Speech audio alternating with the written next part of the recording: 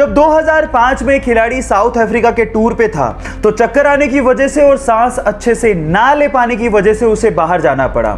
जब जांच हुई तो पता लगा कि उसके दिल में छेद है। इलाज कराने के बाद उसे एक बात तो समझ में आ गई थी कि लाइफ बहुत ही अनप्रेडिक्टेबल है, कल का भी भरोसा नहीं है। इसलिए पॉजिटिवली उसने डिसाइड किया कि वो अब खुल के जिएगा और खुल के खेलेगा। फिर क्या था, सन 2007 में हुए आईसीसी टी20 वर्ल्ड कप में 170 रन की साउथ अफ्रीका के खिलाफ पारी खेलकर टी20 वर्ल्ड कप में शतक लगाने वाला पहला खिलाड़ी बन गया और यह रिकॉर्ड 5 साल तक कायम रहा। Yes, I am talking about the sixer king Chris Gayle. Guys, यहां सीखने लायक बात यह है कि खुल के जियो, जो लाइफ में पॉजिटिवली करना चाहते हो वो कर लो, क्योंकि क्या पता कल हो ना हो। इंडियन पुलिस, इस नाम से हमें खाकी वर्दी में एक मोटे से आदमी के ख्यालात आने लगते हैं, लेकिन अब नहीं आएंगे। इस वीडियो को देखने के बाद इंडियन पुलिस के लिए आपके परसेप्शन बदलने वाले हैं। नाम है सचिन अतुलकर, उम्र 34 साल, पेशे से आईपीएस और अभी उज्जैन में एसपी की पोस्ट पर तैनात हैं। लेकिन बॉडी के मामले में सलमान खान, जॉन इब्राहिम, ऋतिक रोशन तक पानी भरते हैं। बंदा 1.5 घंटे तक जिम में पसीना बहाता है और इसकी सोशल मीडिया फैन फॉलोइंग देख के आपके दांतों तले उंगलियां दब जाएंगी। क्या लगता है, इसको देखने के बाद इंडियन पुलिस के लिए आपका परसेप्शन चेंज हुआ क्या? चैट सेक्शन में लिखना मत भूलिएगा। आपके प्यार की हद कितनी है? आंसर देने से पहले कहानी जरूर सुन लेना।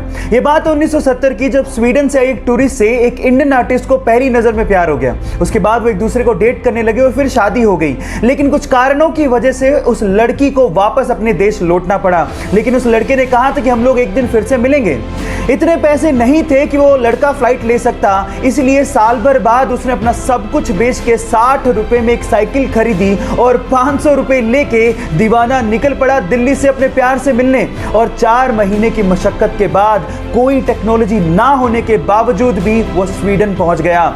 इतना शिद्दत वाला प्यार देखकर लड़की के माँ बाप ने लड़के और लड़की की फिर से स्वीडन में शादी करवा दी। है ना जुनूनी बात? आपके प्यार में कितना जुनून है, चैट सेक्शन में लिखने मत भूलिएगा।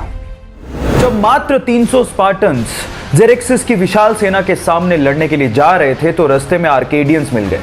आर्केडियंस ने कहा कि हम भी तुम्हारे साथ लड़ना चाहते हैं, पर मैं हैरान हूं कि सिर्फ 300 सैनिक लेके तुम इतनी विशाल सेना से कैसे लड़ोगे। तो स्पार्टन्स के मुखिया ने एक सवाल पूछा आर्केडियंस की सेना से एक एक करके। उसने पूछा कि तुम्हारा पेशा क्या है? तो आर्केडियंस की सेना में से लोगों ने जवाब देना शुरू किया कि मैं मूर्तिकार हूं, मैं शिल्पकार हूं, मैं लोहार हूं। फिर स्पार्टन्स के मुखिया ने अपनी सेना से सवाल पूछा कि तुम्हारा पेशा क्या है? तो उन सब ने जवाब दिया, खून, खून, खून। सबक यह है कि जंगें सैनिकों से नहीं, हौसलों से जीती जाती हैं।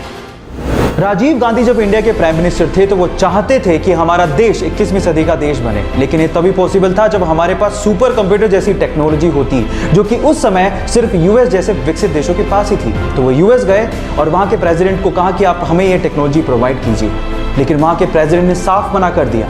जब वो भारत वापस आए और भारतीय वैज्ञानिकों को संबोधित कर रहे थे तो वो लिटरली रोने लगे और कहा कि मेरा सपना अधूरा रह गया।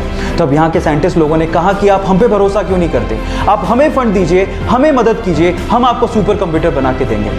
उसके बाद सीडेक जैसी संस्था ने 3 साल की कड़ी मेहनत के बाद भारत को अपना पहला सुपर कंप्यूटर दिया, जिसका नाम था परम 8000। सो गाइज, यहाँ सीखने लायक बात यह है कि अगर आप बिलीव करो तो इस दुनिया में हर काम पॉसिबल है। So believe in yourself.